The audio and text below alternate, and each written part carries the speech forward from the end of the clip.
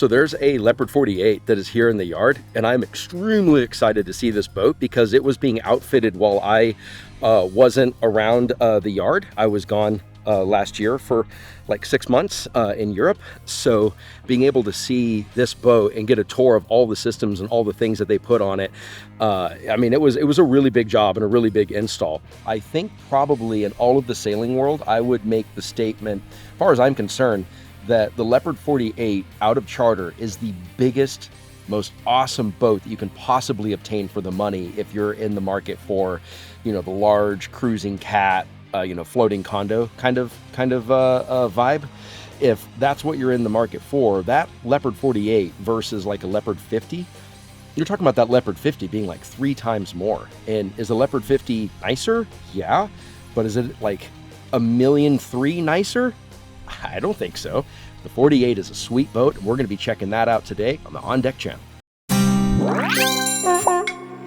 Hi, this is Scott with the Yacht Rigger here in St. Petersburg, Florida, and we're aboard a beautiful Leopard 48, and I'm going to run you through some of the upgrades that we've done for this customer. We'll start right here, the battery bank. So this customer is on a 24-volt system. We actually have 6 batteries on this bank, 4 of which are mounted up here.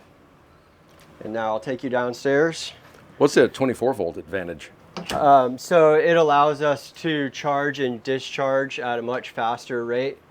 That is the main advantage. The other advantage is we get to run some smaller cabling, and that makes the job go just a little bit easier.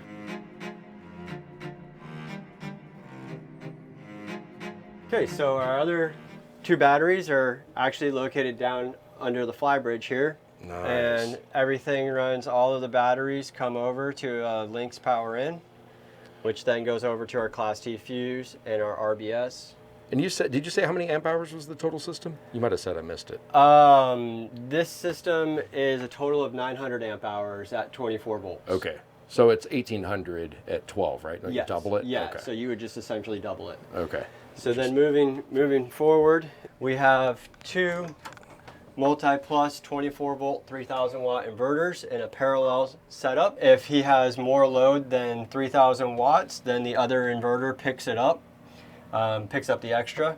And the other advantage of having these 2 inverters in parallel like this is when he is hooked up to shore power or running off of his generator, he is able to utilize the 70 amps from each inverter to recharge the batteries. We installed a 24 volt positive and negative bus. We moved a few of his breakers down here, and we've added a couple for different solar charge controllers and different DC to DC chargers. That is a resettable circuit breaker. Wow, so cool. if it ever pops, you just come down here individually and reset it. For every panel, it has its own.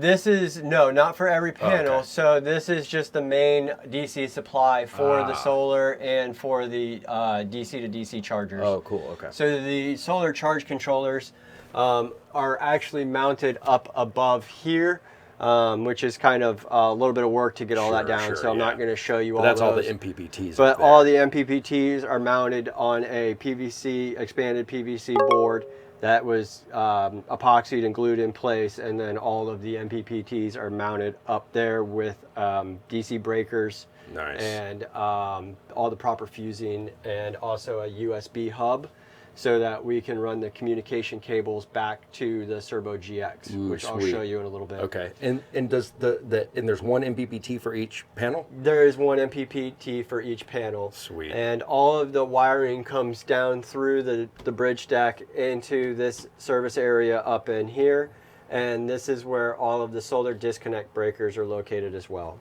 Inside of here, we have all of the Orion DC to DC chargers. These are going 24 volts to 12 volts to maintain his 12 volt AGM bank that we left in place for all of the 12 volt systems. One of the other things that we've added is a soft start for the Cruise Air AC unit that he previously had on board. When running these units off of an inverter, having a soft start really helps them getting going, and they really don't like to run without a soft start off of the inverters. Okay, Cool. So we'll move up over here.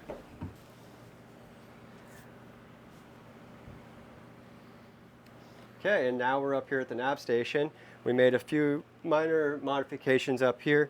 He decided to go with a larger chart plotter at the helm, so we moved his smaller plotter down here to the nav station. We've installed an Iridium Go over here and mounted his Garmin InReach permanently over there. Behind this desk here, there's also a Predict Wind device as well. Here, we installed a PetWave Wi-Fi router, and we have a NOS hard drive for all of his digital storage. This is all networked together throughout the boat, so anybody who is on board can log into this and you can watch movies, view photos, any kind of entertainment or storage that you have on there you can access from any tablet or any TV throughout the boat. Sweet. And the PepWave itself is the router? Yes, the PepWave is the router that kind of distributes all of the Wi-Fi signal throughout the boat. And so it can go 4G or Wi-Fi? Yes, so he has another separate antenna that is mounted up on the spreaders, and you can actually preload different SIM cards in there for the different areas that you're going to be in. And when it loses signal from one device, it'll switch over to the other. Starlink. So the Starlink, we took an Ethernet and hardwired, disabled the router on the Starlink, and went straight to the PetWave. And I think that makes, because the Starlink router is not very functional, the PetWave is way more functional and interface with other devices than the Starlink router. Most of the propane off the boat, one, just creating the heat inside in the summertime. So talking with the yacht riggers, we got a 2-burner induction stove and took out the original. The space is close, a little bit of modification, and the yacht riggers fabricated this stainless steel trim and the stainless steel trim around here to put this all-in-one in. And we still had some space left over for some of the other accessories to the all-in-one. And we've been really happy with it. You can cook a pizza in there. The power management is reasonable. Then this refrigerator, the Leopard 48, there's a seat there that is storage, basically, bottom line storage, and we wanted more storage space for refrigeration. This one's configured as a refrigerator right now. It was an easy project, good upgrade, and we love that. And I'm really happy with the IceCo versus another brand. Oh, good to know. Cool. And they've been running for almost 2 years nonstop and haven't had any issues with it. All right, that's cool. Did some cabinetry here too, didn't we? Yeah, there's cabinetry here. There's an access panel back there, and then there's one here from the side, so you can get in to the side. Clever. So this has been a really useful addition as far as cabinetry. Typically, this is not all storage like it is here with the fold up. That's amazing. Storage. It's normally just a shelf, right? Normally it is just a shelf here. And we've also added a couple outlets throughout the boat for him as well. That's cool. And this whole upper apparatus, this all moves? Yeah. So you can. So this cabinet on this side will pull out so that you can drop down the washer and dryer without taking it apart. And then we cut an access panel in the shower that comes off. You can't really tell. There's a couple screws on the inside of the shower. You don't have to take it apart, and you can pull it out. It's a tight fit, but it works. This comes out, and then this bar comes out as well, so you have the space to drop, pull this panel off, and pull the washer and dryer all the way out. All right. Wow. Someone put some thought into that. We'll see the washer and dryer here in a second. It's That's cool. Pretty ingenious. It's a full-size regular washer and dryer. Residential washer and dryer. That's the dream right there. So one of the other things that we've added over here on his panel for him was we have two 24-volt service panels up here for his high draw items. He has a 24-volt air conditioner. The underwater lights were ran off 24-volt. He has a really cool remote control spotlight that is also on that, and the refrigerators are all running off 24-volt. Take up like any space at all. Oh, nice. Really cool, actually. So we will start in the back side of the boat and then work our way forward again. We've done 2 of the smart world chargers. They basically take in any voltage or frequency and turn it into DC charging. Okay, so anywhere in the world they can plug in with that. Typically when we install these, it's mostly customers who are going to be going across the Atlantic to the Med or to Europe, and they want to be able to plug into the 230 volt there. So what we'll do is we'll install a shore power outlet for the European style plug, and we will run it straight to these guys here, and then those will charge their batteries for them, and they'll still be able to run all their US appliances and all of their 120 volt appliances off of their inverters and be able to maintain their batteries using that offshore power. That's awesome. Is it that much more expensive? My understanding is it's not a huge cost bump to move up to that. You know, for what these chargers do, it's really not that bad. The Victron products are so reliable, and the way that they communicate with everything else, it was the right fit for this boat. Cool. Down here, one of the other things that we've installed for him was the 24 volt underwater lights, and that is all ran to a Poco light controller. So he can control the underwater lights off of his phone through an app. No way. It is also Cool. tied into the MFDs. So he can change the colors, the brightness. He can even make them go like different patterns and things like that. That's awesome. It's kind of neat. I would play with that so much. That'd probably be what I'd be excited about the most. Other than AC running off lithium. Yeah, that's my thing. You're right. AC off lithium. That's a big deal. But we also installed another distribution box down here where the shore power comes in for the inverter. And then we've also installed a couple different breakers for different outlets throughout the boat. This is the owner's side, right? Yes, this would be the owner's side Okay. here. This would be the owner's cabin. Yeah. Yeah, a little partial walk around. That's great. Really nice window. Awesome. All right. Got the other AC. Yep, and so this was actually a DIY installation that Dave did himself. We gave him some assistance throughout the process. This is a Thermodynamica. It is a variable speed compressor. So what's great about that is you don't have those heavy on-offs of the compressor where it's drawing large amounts of current. With this unit here, once it reaches temperature, it actually slows the compressor down and keeps it constantly running at a lower RPM, and it helps maintain the temperature in the boat a little bit better as well. With this unit here, they can easily run their air conditioning all night long off of the battery power. Cool, and this is the control panel? That is the control panel for it. Sweet. These control panels you can actually hook up to internet, and if you have an issue with them, you can remotely log into it or have a technician like myself or the Thermodynamica guys in Italy.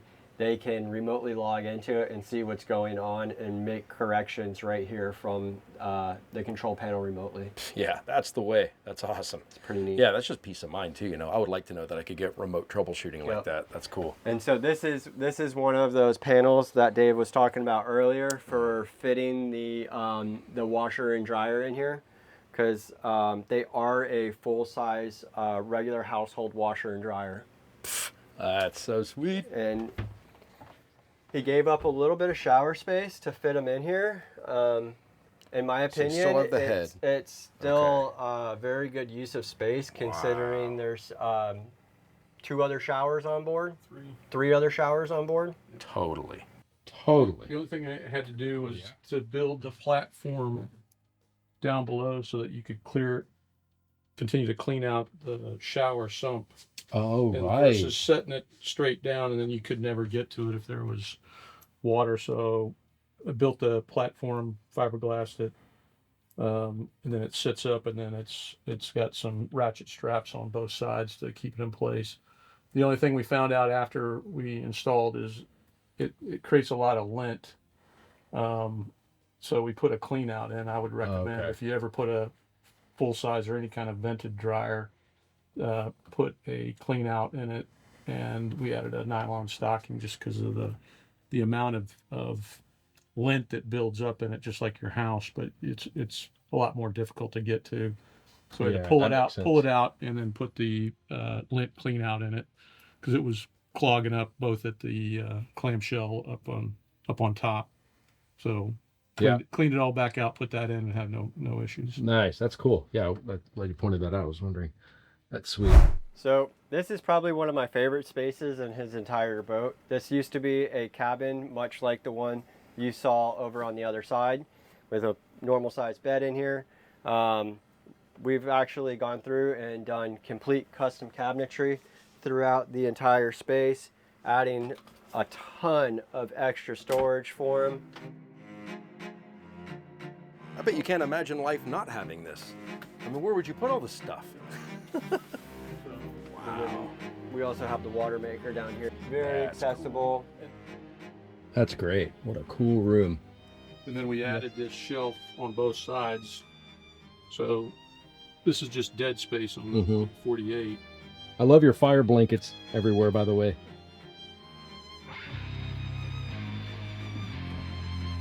So the final thing that we have to look at up here would be the Serbo GX and the Serbo GX Touch. This is basically the brains of his system. So that's like power in versus your draw, how much you're using, state of the batteries, and power in from the generator or from solar, right? It's just all there. Yep. And we have him set up with the solar wind priority right now. So basically the solar is what's taking care of the batteries, and then he's only pulling in from shore power what he's basically using for AC loads. So the AC power only stays with the AC power, and the DC power is only powering the DC systems. Sweet. And it works out pretty well. Throughout the night when he's using normal usage, I've seen him get down to around 75–80% battery, and then by 1–2 o'clock in the afternoon, he's back up close to 100%. Awesome. And I think when you're down in the Caribbean, you're paying by the kilowatt hours. This setup really helps you, what shore power kilowatts you're pulling in on the boat. And the other thing, when we figured out where to put the Serbo GT, a lot of times you could put it inside the panel, but when I was talking to Andre, one of the great recommendations he made was to put it out here because it's always visible. You can see it, right? Versus it being in here. Yeah, that makes sense. When you're cooking or doing anything, you can always see what's going on with your system. And I think that was a smart decision. Yep. I don't have to open the panel to see what's going on. Yeah, that's the way. So if you want to step out in the back deck, I can show you some of the things that we've done out here. Sweet.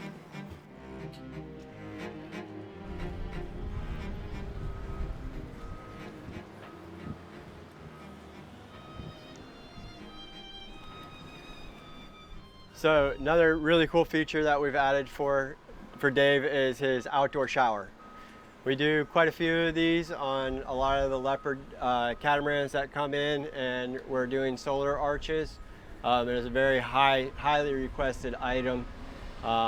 His is probably one of my more favorite installations, just because of how simple it is, and the fact that you can adjust it down closer to you is another really nice feature, especially if it's really windy. The other thing that we've added that is just a small touch that really changes a lot are the side steps for getting on and off the boat when at a dock. Sometimes stepping down onto this surface here, especially when it's wet, can be very slick. So having a nice solid foothold to step on is a nice feature. Last fall, I put them in, gives you more storage. And then the yacht riggers also beefed up from the alternator to the starter, beefed up the wires and the fuse, and then we added a dual ray core.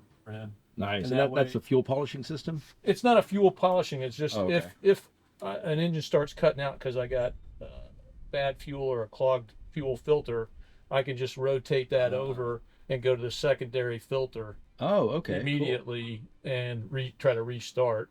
Okay, so up here, some of the modifications we made where we installed a larger chart plotter for him, and when doing so, we moved his smaller one downstairs.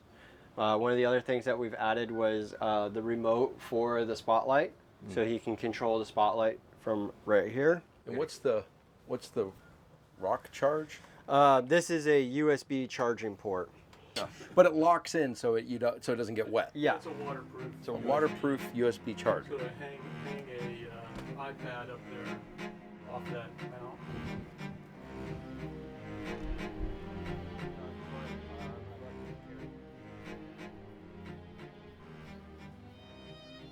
Okay, so this is the Go light that he installed down here. It's in a really convenient location. You can't really tell it's even there. You can't see the wiring. It really turned out excellent the way it was mounted here. And you still have full rotation of it, pan and tilt. So you can easily swing it from side to side to be able to see anything. Having it mounted offset to one side has not affected him whatsoever. It's a great idea. And it's super bright. Man, that's just perfect. Yeah. That's definitely something I would put on my list.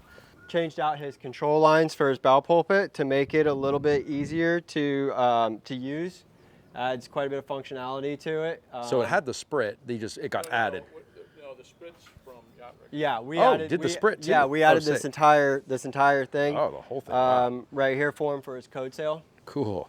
Part of the installation required a compression post, which is right here, and it runs back from the main part of the fiberglass on the boat up into the front beam here to tie it all together to add extra support for the code sail. Sweet. Oh wow, that's a great hat. So I'll jump down in here. Tore out all the, there was a head down there, manual head. Oh right. Bunk, so it was Yeah, it's a crew quarter. crew Huh? quarter. Yeah, So forget that. tore all that out. Even a sink? That's hilarious. And I've seen pictures of that. I've never seen one in person. That's cool. So this was another DIY install that Dave did. He did a phenomenal job on it, and this is a pressure washer that is on a hose reel that can reach anywhere on the boat. But this is a really, really neat piece of gear, especially for a boat this size. Washing these things takes quite a bit of time.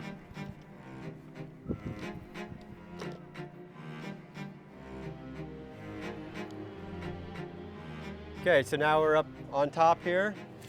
A couple of the upgrades that we've done for them on this portion of the boat was we've added the rigid panels up onto the hardtop, as well as added a massive solar arch across the back. He has Starlink. We helped install the antenna right here, and we ran all of his AIS antenna, his XM radio antenna. He has a boat tracking system that is all mounted right over there. I hope you guys enjoyed the tour of this Leopard 48 as much as I did making it. I hope that you guys would consider liking and subscribing if you haven't already and you've made it this far in the video. Thank you so much for your time. It really means a lot to a small channel like ours that you would watch the work that all of us are putting into the channel to try to help serve the sailing community. And we'll see you next time on On Deck Channel.